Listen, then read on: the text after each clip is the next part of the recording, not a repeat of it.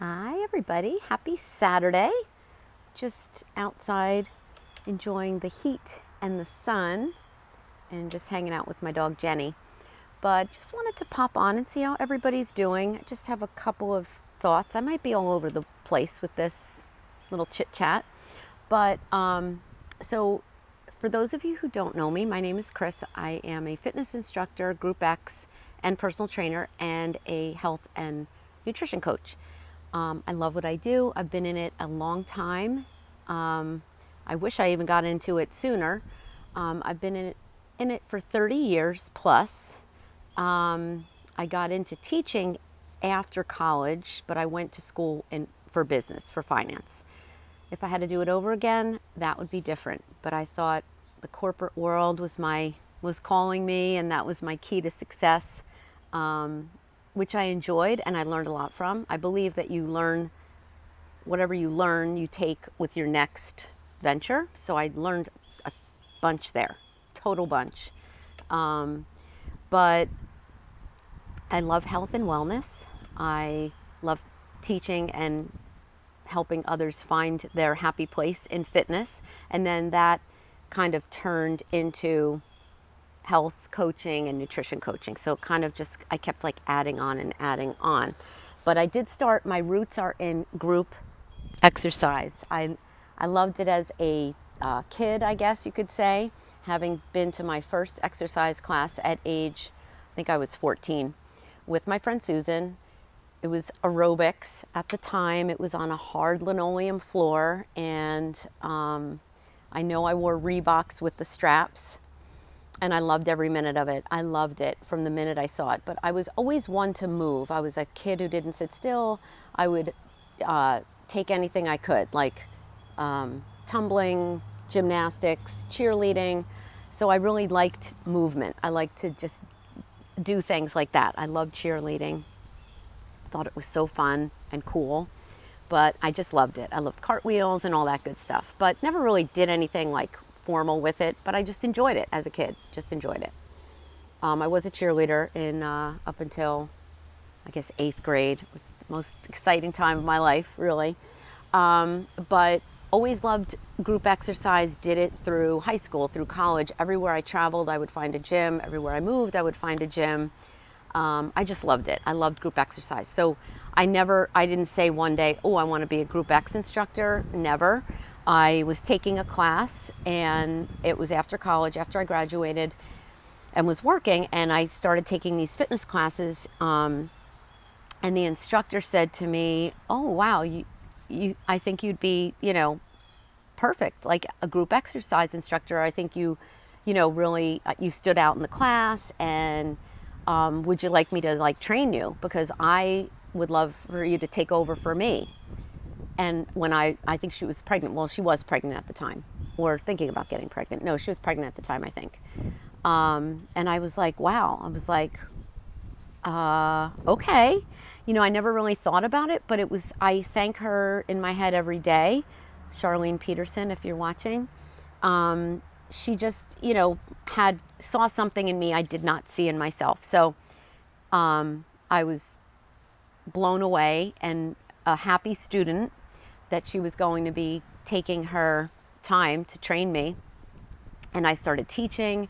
And at that time, you really didn't need a Group X, like big major certification. It just it was like the late 80s. So I did get certified through ACE, which I love. I have all my certifications through ACE, unless it's a little one, like one of the little certifications. But my biggies are through ACE, American Council on Exercise. They're amazing. I'm still taking classes and learning. I have a book in there, on back exercise, because I have a lot of clients with back issues. So I am a constant student. I love to learn. If it was a profession like you could get paid for, I would love it. That's right up my alley. Sign me up for taking a test, a quiz, anything. I love it. Like, I will stay up late at night to take a quiz or a test online. I love it. So I've done a lot of research through the years and added a lot of certifications, mainly based on what my interests were, but also what was like popular at the time and I wanted to learn more about. So anyway, I love what I do, but it wasn't what I set out to do. But like I said, Hindsight's 2020, so I just wish I took another path, but it's okay. It's all good. I learned from every spot I was in. So again, I told you I was going to chit chat about a bunch of stuff. But I think it's important for you to know my background. And I just loved fitness, wellness, learning, keeping my body as healthy as possible. And another thing you may or may not know about me is I'm a cancer survivor. So I had thyroid cancer at a very early age, at the age of 13. So I realized at a very young age that what I could do in my control was going to be key to my health. Like, cancer, you may feel out of control. Sorry, I'm fixing my hair. You feel out of control because you're like, what's happening to my body? Why did this happen? I was 13. What did I do to deserve this? But I'm thankful that I had it. I'm thankful that I still keep on top of it. I'm going to New York City this week for a checkup. And I'm thankful to all the amazing humans and bright people who I've had in my life to learn, to share, to be my doctors and whatever along the way. So, but I did learn at a very early age, whether I knew it or not, that I could control what I did to make myself healthy. So when I was a teenager, I was always like running. I like to eat healthy. Believe me, I know I probably still drank like Diet Coke at the time or Tab, but for the most part, I tried to keep active and keep healthy. As the years went on, I just grew with that, I did what I could at that young age to be healthy. And one of them was movement. And when I ran or worked out, I felt normal. I felt like I fit in with everybody else who didn't have a cancer disease. And that kind of stayed with me my whole life. I still, if I don't feel well in the morning, I mean, not that anybody likes to not feel well, but if I don't feel well, I'm like, oh God, I just want to feel better. Like, what can I do to make myself feel better? So I always, try to do something within my power to make me feel better. And I look at what happened to make me not feel well. Like, did I have a busy, stressful week? Did I not hydrate myself properly? Did I work out too much? Was I outside too much? Because I like to teach outside. I love it, the heat. I ran today and it was hot and I loved it though. I love the heat. But so I always try to figure out why don't I feel well? I like to figure it out. So in all that, I want to help others feel that same passion. You may not be like one of those people who enjoys working out, who enjoys eating well, you probably enjoy sleeping and being stress-free. But the other, health and wellness is just a multi-pronged diagram. Think of it like that. There's you, and then there's all these, I like to think of it, I'm a visual person, so I like to think of all these arrows, it's like a team approach. Your family, your friends, your dog, your pets, things that make you happy, your work, your stress level, your health. Are you in good health? Do you have any health issues, whether you're experiencing them or in your family history? Are you going through a change through the aging process? Are you a woman in menopause, perimenopause, postmenopause? Are you in the childbearing years? So many things, that's not a one size fits all. Are you, just going through something, maybe you have an injury that is just rearing its ugly head, like a knee injury or a back injury or a shoulder injury. So much can play into it, and it really messes with your head too. Because when you're not feeling well, it stinks. It does. It really totally stinks. So health, wellness, hydration, we know, how important that is. Eating well, being nutritionally balanced, and also what fits into your life or your culture, whatever diet you're following. And I don't mean like diet, like, I mean like what you're eating. And, your fitness, your movement. So it doesn't have to be a one size fits all, or, can be very confusing now. And that's probably what sparked me to do this video. It's overwhelming. I'm in fitness, and when I'm scrolling Instagram or TikTok, it's overwhelming because you hear different buzzwords. You hear about finding your body type, finding your hormone type. Like, it's overwhelming.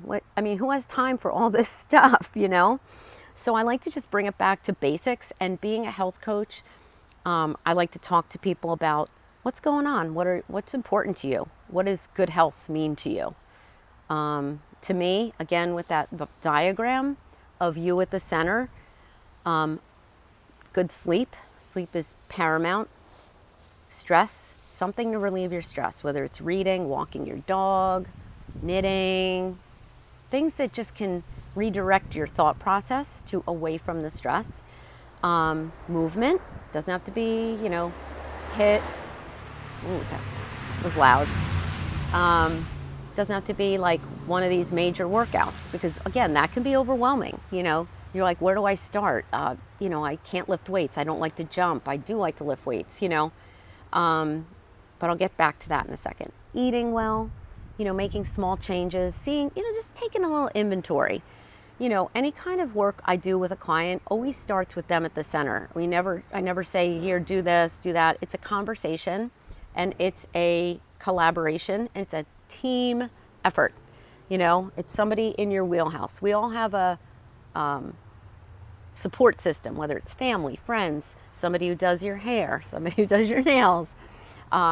Maybe you have a gym you go to, or maybe you're talking to a therapist. Maybe you read self-help books. There are people and things, you go to doctors. They're all part of your support system. So maybe sometimes adding a coach, like a, health coach, or somebody at your gym, if there's a resource there to do an assessment. A lot of these physical therapy places have an assessment, but look to your support. But anyway, getting back to health coaching, the collaboration that I am talking about is with you at the center, because any kind of change, whether it's something that you want to do, like you want to quit smoking, you want to eat healthier, you want to move more. Those are the biggies, I think. Maybe cut out, drinking, carbonated soda, or cut out sugar, or manage that. So any of those changes can be difficult, okay, because we're human, and we all have, sorry, my dog's moving. We all have things that come up that, derail us, or that are hard. So I think we'd love to hear about, staying in balance. Well, balance is great, but life isn't balanced. Sometimes we have bad weeks. Sometimes we have stressful weeks. Sometimes our kids get sick, or our parents get sick, or we get sick, or our dog gets sick.